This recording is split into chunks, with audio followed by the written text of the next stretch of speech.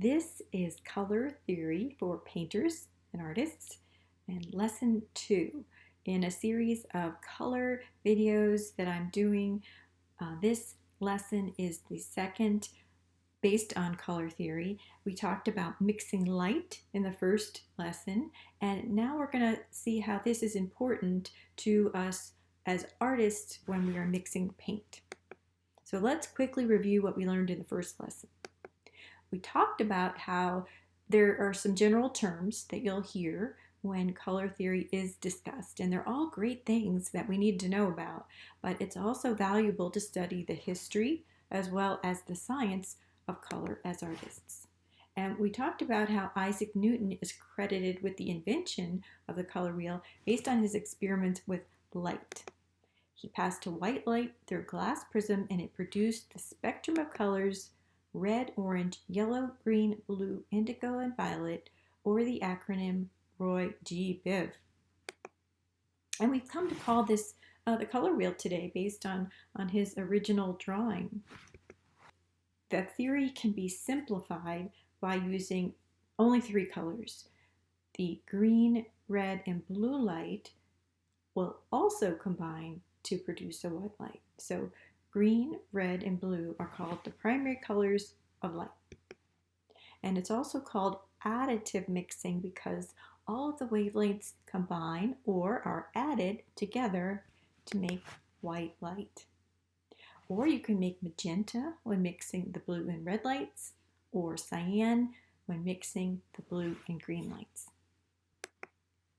And yellow when mixing the red and green lights, right? That's a new combination for most people to consider, but it only applies to mixing light. That's additive color mixing in a nutshell.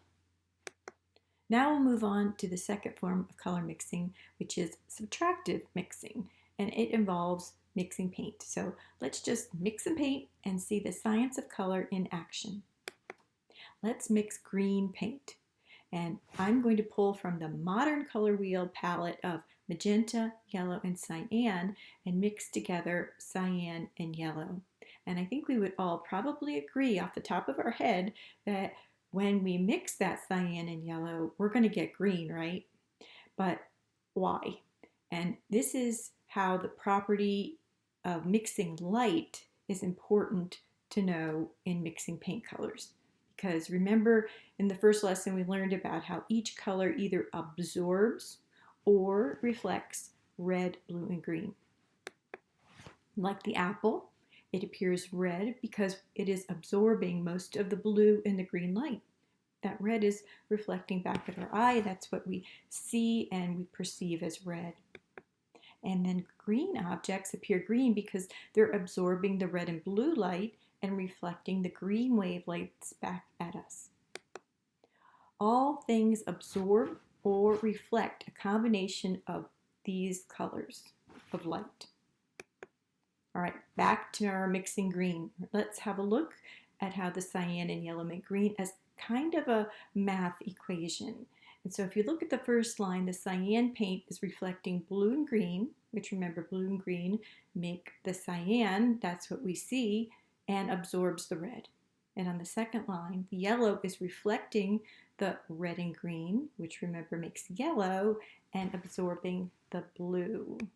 And, right? So that, just want to review that line again. The yellow reflects green and red wavelengths back at our eye, and they combine to produce the yellow that we see. So when we look at this in the equation, we can easily see that the color that the cyan independently absorbs and the color that the yellow absorbs, if we combine them in a new mixture, they will absorb both red and blue, right? The cyan absorbs the red, and it will also absorb the red that's in the yellow paint. So the yellow absorbs the blue, and it will absorb the blue that's in the cyan paint, right? So the resulting color, remember, is the color that both still reflect when combined, and that is the green.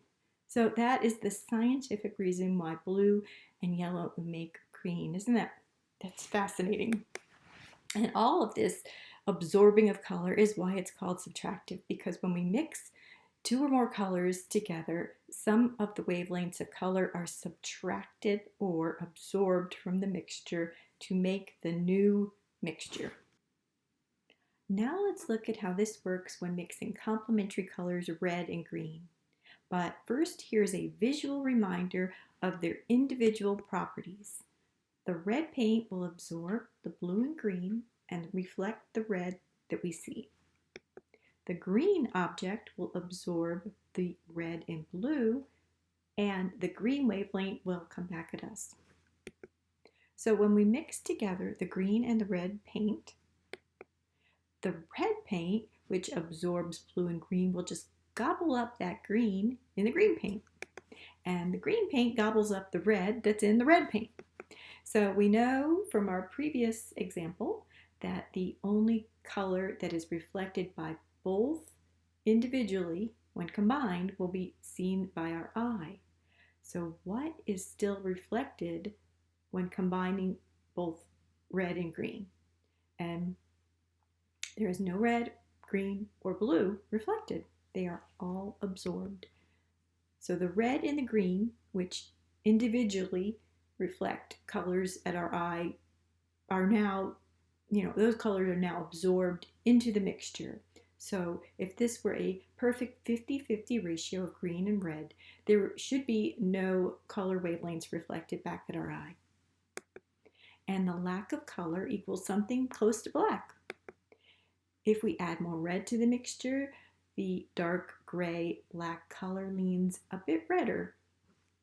And vice versa, if we use a bit more green in the mixture, the gray mixture will lean a bit greener gray, kind of like the bottom of this slide. And that's why mixing complementary colors together makes a low chroma, dark gray, brown, or black color. And it's a sure way to make mud if that's not what you intended. So the more colors mixed together, the more they all absorb the color from each other, and we see no reflected color, just a dark, muddy mixture. And here's my definition of mud when it comes to painting, and that is unintended gray colors in your painting. And I say unintended because sometimes we want those dark brown, gray, or black colors, and in this case, I wouldn't call them mud. I mean, I think they were very intentional in this painting. They do the job of creating a mood in the painting and a perfect backdrop for the very colorful, vibrant, high chroma colors that are on top of it. So we now know why mixing colors together may produce a dark, muddy mixture. And as the artist, we can now mix our colors considering the individual properties of each color we choose and know more about what to expect in the resulting mixture of paint. Thank you for joining me today, and feel free to review this video again. It certainly took me a few times reviewing the research to understand it more completely, and post any comments or questions below.